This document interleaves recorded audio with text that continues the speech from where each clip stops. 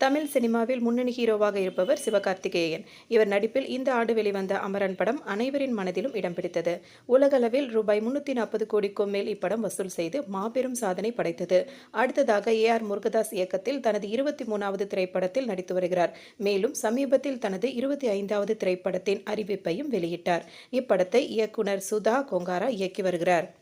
நடிகர் சிவகார்த்திகேயனுக்கு ஒரு மகளும் 2 மகன்களும் உள்ளனர். இதில் முதலில் மகள் ஆராதனா, பின் குகன், மூன்றாவதாக பவன். இவர்களில் தனது மகன் குகனுடன் கிறிஸ்துமஸ் கொண்டாட்டத்தில் எடுத்துக்கொண்ட புகைப்படத்தை சிவகார்த்திகேயன் வெளியிட்டுள்ளார்.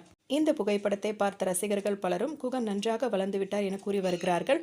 மேலும் கிறிஸ்துமஸ் பண்டிகையை சிறப்பாக கொண்டாடிய மற்ற சில பிரபலங்களையும் இந்த பதிவில் காணலாம்.